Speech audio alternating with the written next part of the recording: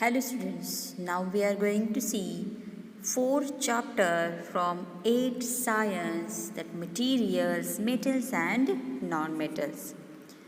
So you are familiar with the number of materials like iron, aluminium, copper, etc.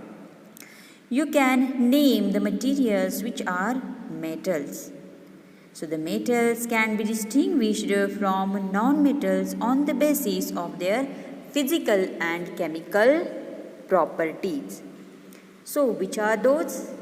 Yes, so first we will see physical properties of metals and non-metals. So you know that the shape of the iron nail and the aluminium wire changed on beating. If they were beaten harder, those could be changed there into the sheets. You might be familiar with silver foil.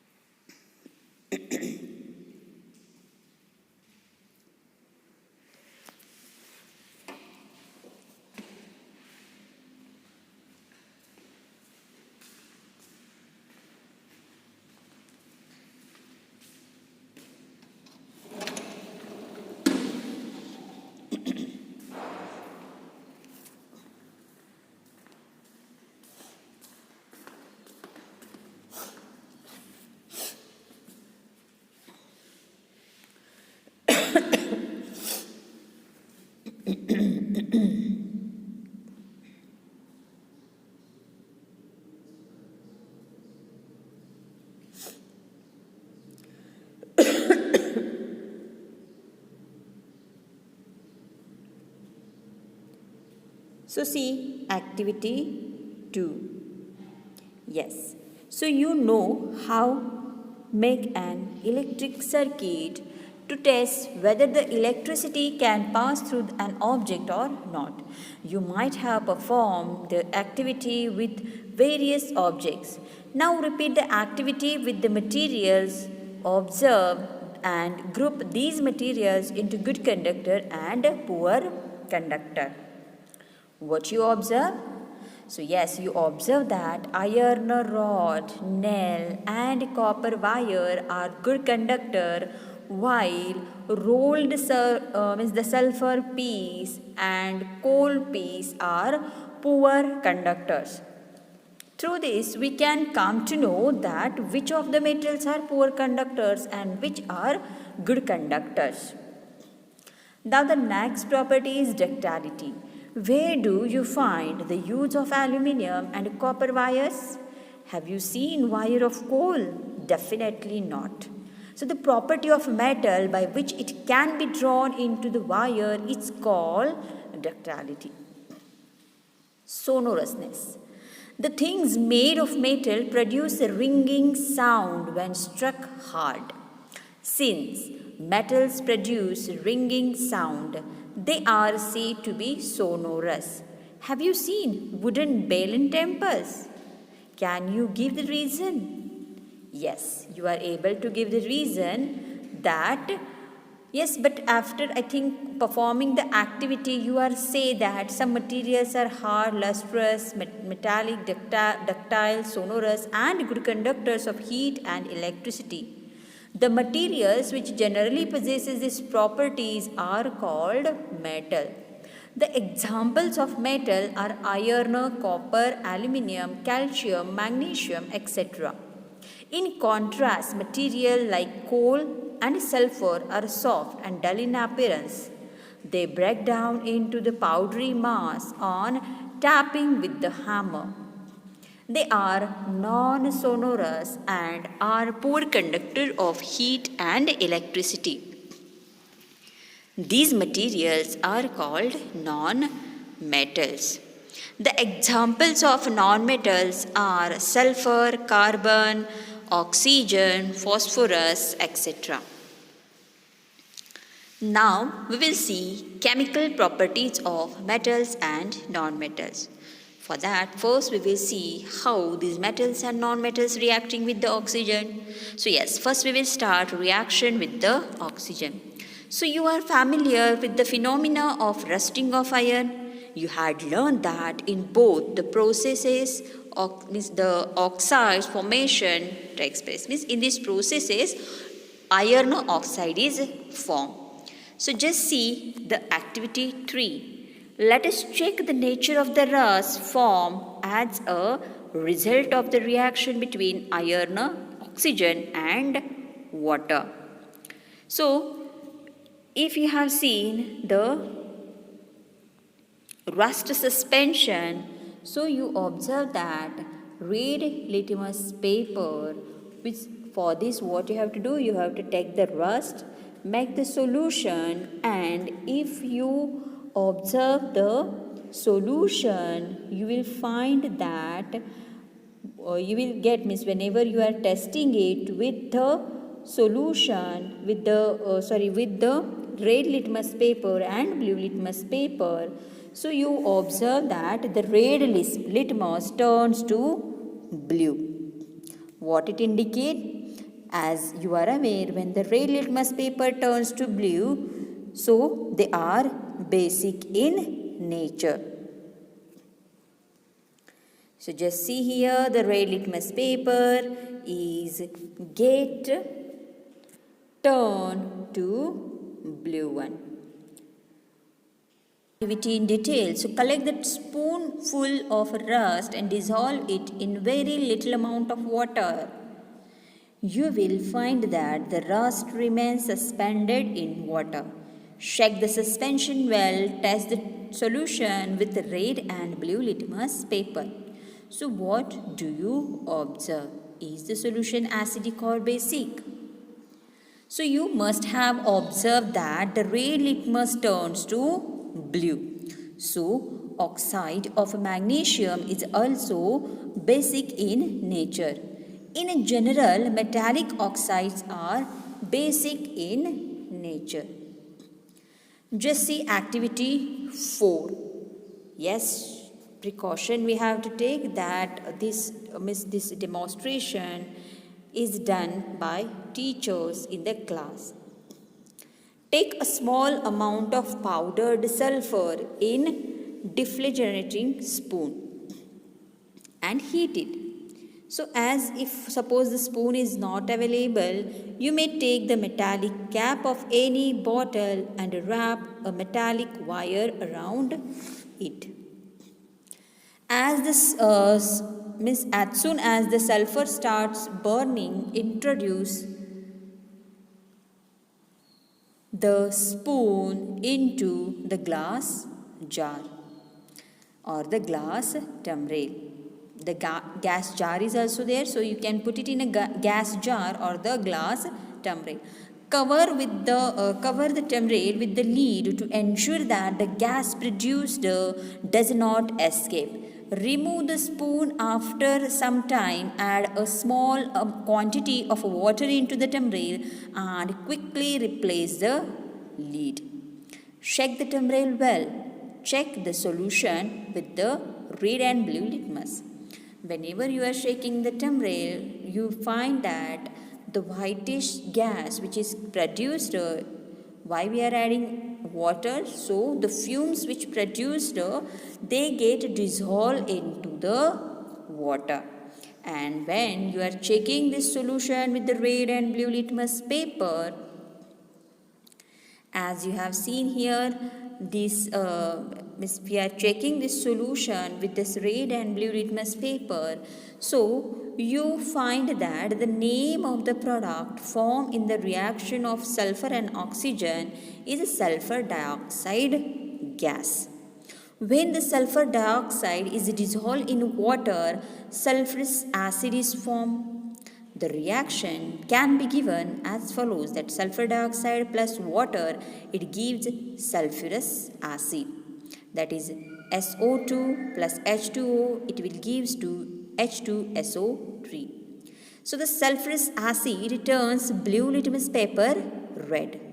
So yes, generally oxides of non-metals are acidic in nature. So yes, oxides of metals are basic and oxides of non-metals are acidic in nature. Now second part, that is the reaction with water. Now we will see how metals and non-metals react with water. Just even note before that, sodium metal is very reactive. It reacts vigorously with oxygen and water. A lot of heat is generated in the reaction. So this is the reason why sodium is stored in kerosene. Means in water, if you want to keep, then also in water there is presence of oxygen, so it will start to react vigorously with the oxygen which is present in the water. So it is kept in the kerosene. Now the activity 5. Yes, precaution we have to take that to be demonstrated by the teacher. During demonstration, special care should be taken that the size of sodium metal piece is roughly the size of the wheat grain. Means it should be small. It should be held with the pair of tongs during observation. Keep away from the beaker. So just we will see the reaction. So take a 250 ml of beaker or the glass tumbler. Fill half of it with water.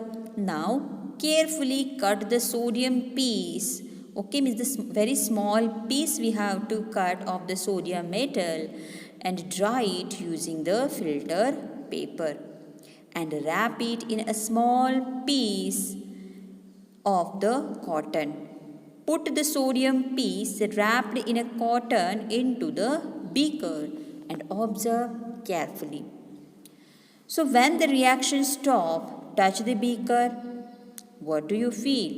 Has the beaker become hot? Test the solution with the red and blue litmus paper. Is the solution acidic or basic? So yes, you will observe that sodium reacts vigorously with the water. Some other metals do not do so. For example, iron reacts with water slowly. Generally, non-metals do not react with the water, though they may be very less reactive in air. Such non-metals are stored in water. For example, phosphorus is very reactive non-metal. It catches fire when it exposes to air. To prevent the contact of phosphorus with atmospheric oxygen, it is stored in a water. Now we will see activity 6, reaction with acids. But for this, you need to take precaution that keep the mouth of test tube away from your face and use test tube holder to hold the test tube. Now we will see the activity. So take samples of the metals and non-metals in separate test tube and label them as A, B, C, D, E and F. With the help of dropper, add 5 ml of dilute hydrochloric acid to each test tube one by one. Observe the reactions carefully. If no reaction occurs in cold solution, warm the test tube gently and bring the burning matchstick near the mouth of each test tube. Repeat the same activity using dilute sulfuric acid instead of dilute hydrochloric acid. And yes, record your observation.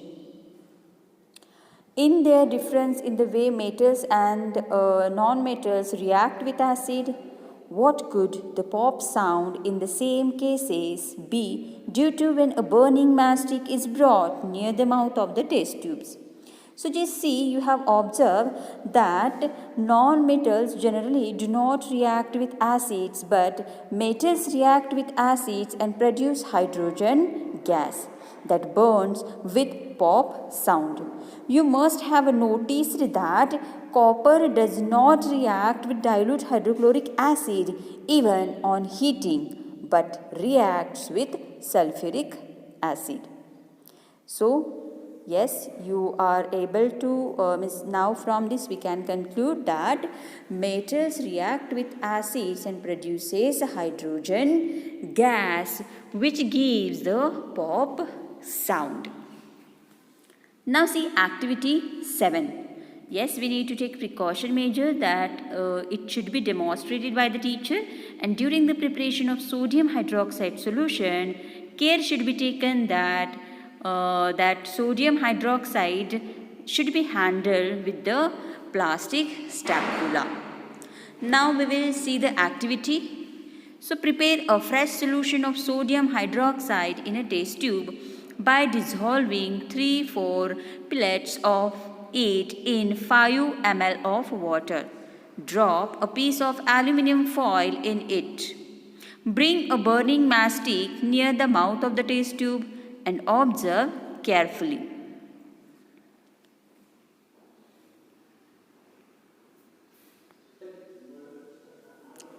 As before, the pop sound indicates the presence of hydrogen gas. Metals react with sodium hydroxide to produce hydrogen gas. Reactions of non-metals with bases are complex. Now we will see the displacement reaction. So take 500 ml, take 500 ml beakers and label them as A, B, C, D and E. Take 50 ml of water in each beaker. Dissolve in each beaker a tablespoon of each substance. So, for this, in beaker A, we have to dissolve the copper sulfate solution. In B also, we have to dissolve the copper sulfate. In beaker C, zinc sulfate. In beaker D, iron sulfate. And in beaker E, zinc sulfate. And just put some zinc granules in beaker A, iron nail in beaker B, copper turnings in beaker C, copper turning in beaker D, and iron nail in beaker E. Means just if we see the summarization, so in beaker A, now there is a combination of copper sulfate plus zinc granule. In beaker B, copper sulfate plus iron nail. In beaker C, zinc sulfate plus copper turning, and in beaker D, zinc sulfate plus copper turning. In beaker E, we are adding zinc sulfate and iron nail. So, in this process, we have seen, if you observe it carefully, so you have read that one metal displaces another metal from its compound in aqueous solution. In beaker A, zinc replaces copper from copper sulfate solution.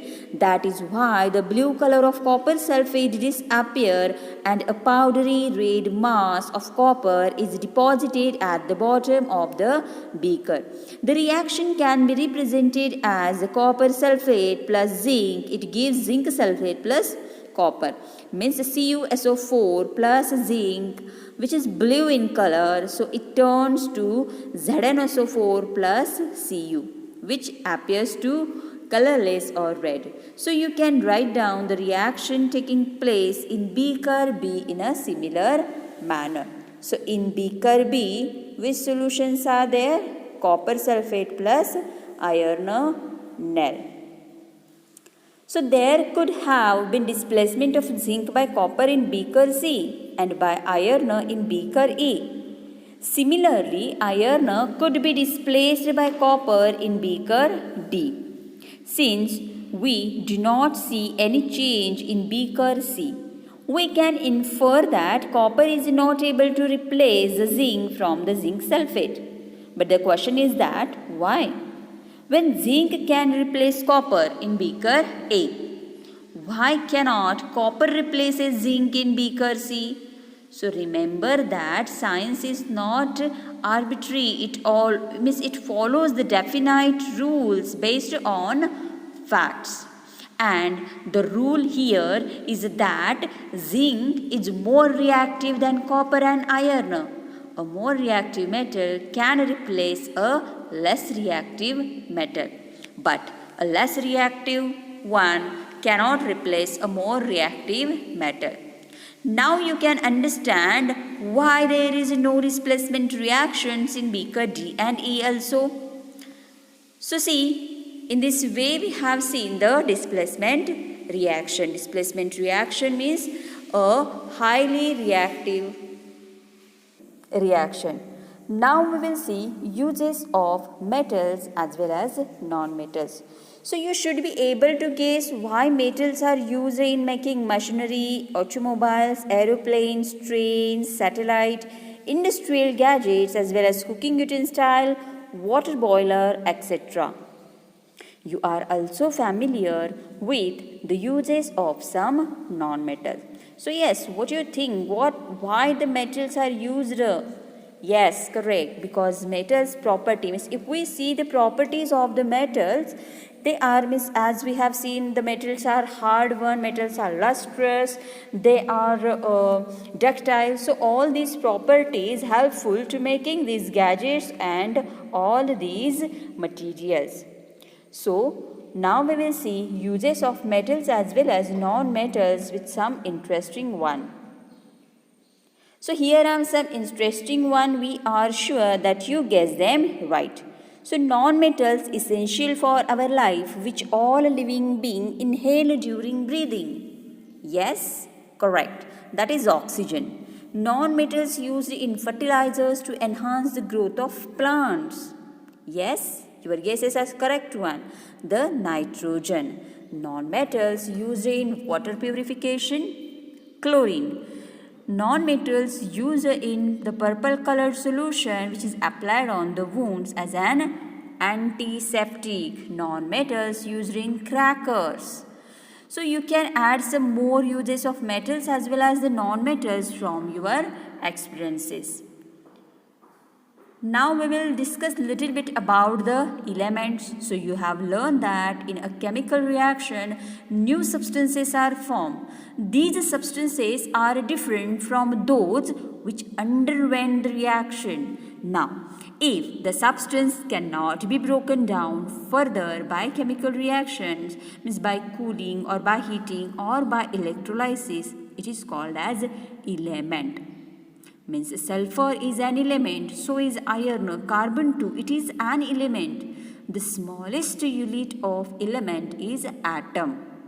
A sample of element contain only one kind of atom. The atom of an element remains unaffected by physical changes in the element. Now, for example, an atom of liquid sulfur would be exactly the same as the atom of solid or vapor sulfur. Although we have an infinite variety of substances in the universe, the number of elements forming these substances is limited. There are no more than 92 naturally occurring elements, and important classification of elements is in terms of metals and non-metals. Most of the elements are metals, less than 20 are non-metals. A few are metalloids. Metalloids means which possesses both the characteristics, metals as well as non-metals. So metalloids are the elements that possess properties of both metals as well as the non-metals. So just see, metals and non-metals are used widely in our day-to-day life. So see my dear friends, elements can be categorized as metals and non-metals on the basis of their physical and chemical properties. Metals are lustrous whereas non-metals are no luster. The property of substance by which it can be beaten into thin sheet is called malleability. The property of substances by which it can be drawn into the thin wire is called ductility. Metals are usually malleable and ductile, while non-metals are neither malleable and nor ductile. Metals are usually good conductor of heat and electricity, but non-metals are poor conductors. Metals are sonorous, while non-metals are not sonorous.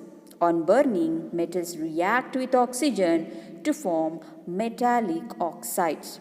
whereas non-metals on burning produces non-metallic oxides. So in generally, metallic oxides are basic in nature and non-metallic oxides are acidic in nature. Metals react with water to produce metal hydroxide and hydrogen gas. Non-metals do not react with water. Sodium is a highly reactive metal and it reacts vigorously with water. So it is kept under the kerosene. Phosphorus is highly reactive non-metal. It catches fire when exposed to air, so it is stored in water. Metals react with acid to produce metallic salts and hydrogen gas that burns with pop sound. Generally, non-metals do not react with acids. Some metals react with bases to produce the hydrogen gas. However, reactions of metals with bases are little bit complex one.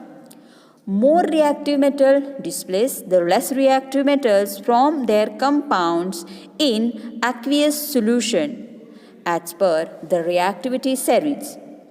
A chemical reaction in which a more reactive metal displaces a less reactive metal from a salt solution is called displacement reaction. Metals and non-metals are in our day-to-day life. Metalloids are the elements that having both properties of metals as well as non-metals. In this way, we have seen our fourth chapter, materials, metals and non-metals.